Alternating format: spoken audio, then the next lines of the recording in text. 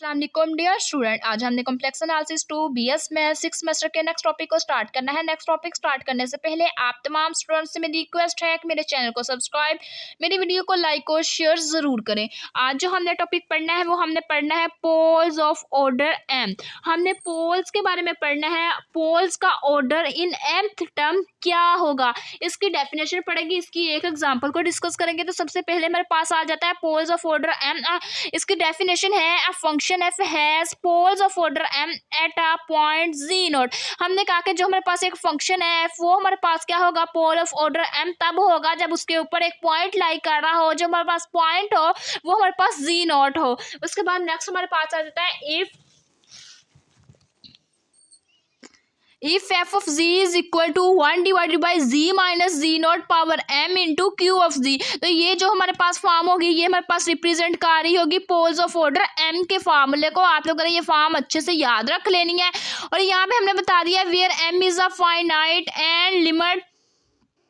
हमने कहा कि ये जो हमारे पास m है ये हमारे पास फाइनाइट है और यहाँ पे हमारे पास लिमिट क्या आ जाएगी, z हमारे पास अप्रोच कर जाएगा z नॉट को, q ऑफ z हमारे पास नॉट इक्वल टू 0 रहेगा। जैसे हमने जो zeros of the multiplicity find किए थे उसमें भी हमारे पास limit z approaches to z nought, q of z nought equal to 0 था।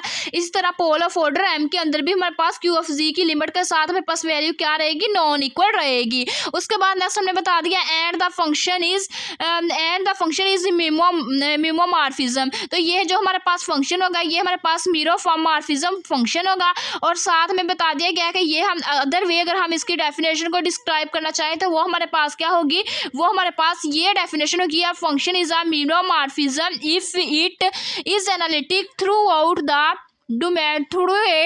Domain D except possibilities for pole in D. तो हमने कहा कि जो ऐसा फंक्शन हमारे पास मिरोमॉर्फिज्म फंक्शन हो उसके साथ साथ हम कहते हैं कि वो हमारे पास ऑल डोमेन डी के ऊपर हमारे पास एनालिटिक फंक्शन शो कर रहा है, उसके ऊपर सिर्फ उसकी एक्सेप्ट करने की एक ही पॉसिबिलिटी होगी, वो हमारे पास पोल डी के अंदर कंटेन कर रहा होगा। उसके बाद नेक्स्ट हमारे पास आ जाता है सिंपली अगर हम बात करें इसकी एग्जांपल फाइंड करनी है। हमने एग्जांपल दी गई है, एग्जांपल के हमने पोल्स ऑफ ऑर्डर को फाइंड करना है। तो इसके लिए हमारे पास बेसिक कुछ टेक्निक्स है जो मैं आप लोगों को बता देती हूँ। हमारे पास पहले आप लोग क्वेश्चन देखें F of G is equal to G minus 3 power हमारे पास 2 है divided by G minus 1 power 5 है इंटू जी स्क्र माइनस 9। तो ये हमारे पास क्वेश्चन गिवन है, हमें बोला गया है for pole check coefficient only.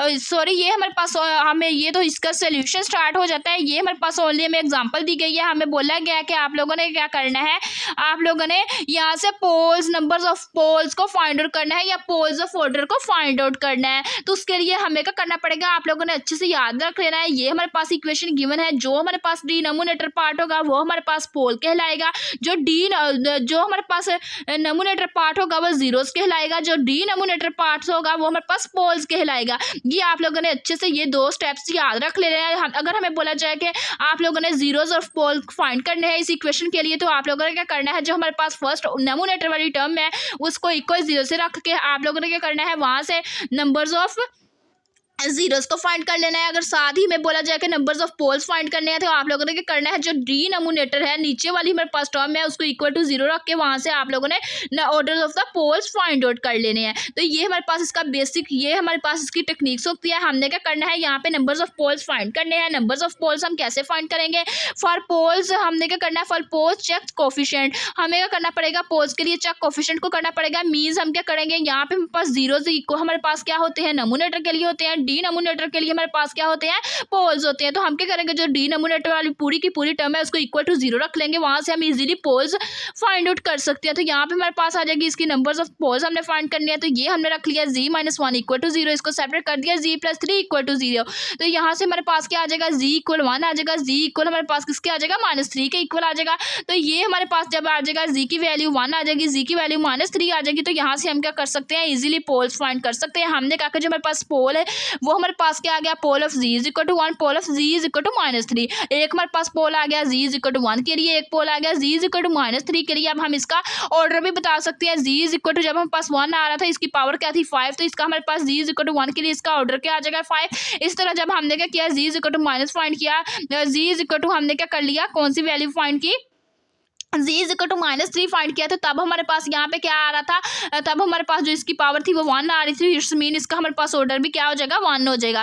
तो ये हम इस तरह इसके पोल्स को फाइंड आउट कर सकते हैं। तो ये हमारे पास poles of the order m's के लिए हमारे पास वर्क था।